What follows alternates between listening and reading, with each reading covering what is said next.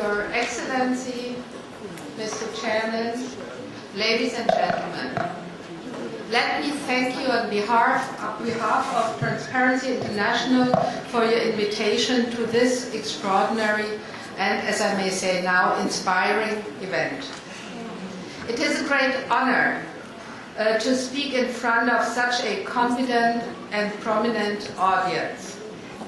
The topic of this Congress is Nigeria, Growing Economy, Uncovered Opportunities.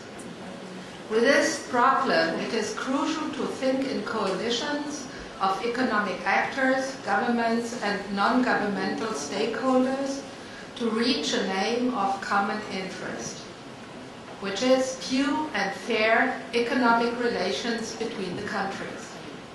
It is before this background that I report on the OECD Convention on Combating Bribery of Foreign Public Officials in International Business Transactions to you today. It is our common interest to support the OECD Anti-Bribery Convention follow-up process to secure, enhance, and enforce the Convention's scope. This most important regulation is about having its 10th anniversary, and there are high-level congresses and conventions being prepared by the Italian government on this occasion. I will speak to you today about OECD Anti-Bribery Convention at Crossroads, reporting Transparency International's key findings and recommendations. Please pardon my English, it is a little rusty. As for an outline, I will talk about the following aspects.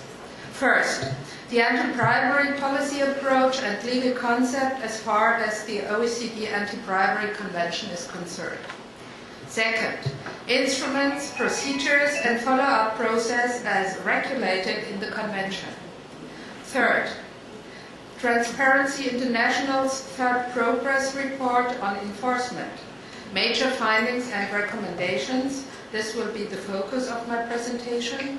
And fourth, taking action against bribery in international business now. Recent major activities of TI. So I come to my first aspect, the OECD Anti-Bribery Convention's policy approach and legal concept. Justice is out to lunch. This remark describes the zeitgeist, the spirit of the age that led to the 1997 OECD Anti-Bribery Convention. Very serious concerns all over the world in big business as well as in international development policy circles had raised the question: how to take effective action against the exploitation of the developing countries through undue and for the international markets developments highly dangerous practices.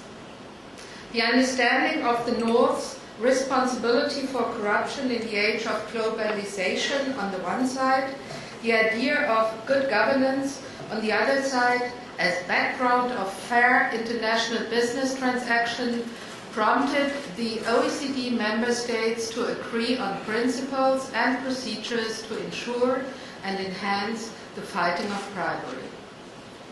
Bribery was identified as, I quote from the Convention, widespread phenomenon which raises serious moral and political concerns, undermines good governance and economic development, and distorts international competitive conditions. Therefore, effective measures to deter, prevent, and combat the bribery of foreign public officials in connection with international business transactions, in particular the prompt criminalization of such bribery in an effective and coordinated manner and in conformity with jurisdictional and other basic legal principles of each country, shall be agreed. To reach the goals of the convening parties, explicitly they welcomed the effort of companies, business organizations, and trade unions, as well as other non-governmental organizations to combat bribery. The legal concept is broad. It includes prevention as well as sanctions by means of penal and civil law, including seizure and confiscation as instruments of enforcement. Bribery is defined as offer, promise, or give of any undue, pecuniary, or other advantage. It has to be punished as a criminal offense. It is restricted to bribery of foreign public officials, be they appointed or elected, not precisely making clear what should happen in cases of bribery of political parties or party officials. Liability of legal persons is stipulated, but it has shown in the meantime that there is a lack of coverage of foreign subsidiaries of parent companies based in OECD countries. The enforcement rules express the broad approach and explicitly state that they shall not be influenced by consideration of national economic interest, that says Article 5. The Convention sets rules about jurisdiction, extends the regulation to the money laundering legislation, and contains special provisions on the maintenance of due accounting, auditing, and bookkeeping. Second, instruments, procedures, and follow-up process as regulated in the Convention. First, there's the most important institutionalized instrument of enforcement of the Convention, the so-called responsible authority in the sense of Article 11. The idea is that in cases of concurring jurisdiction of more than one party, when the parties have to consult to find the appropriate jurisdiction for prosecution, on mutual legal assistance, on extradition, there are clearly defined national authorities which are responsible for making and receiving requests. They shall serve as channel of communication for these matters. Second, there is the stipulation of monitoring and follow-up according to Article 12 of the Convention. This reveals the legal concept that the enforcement and implementation of the Convention is seen as a continuous process, a process that has to be budgeted by the signatories.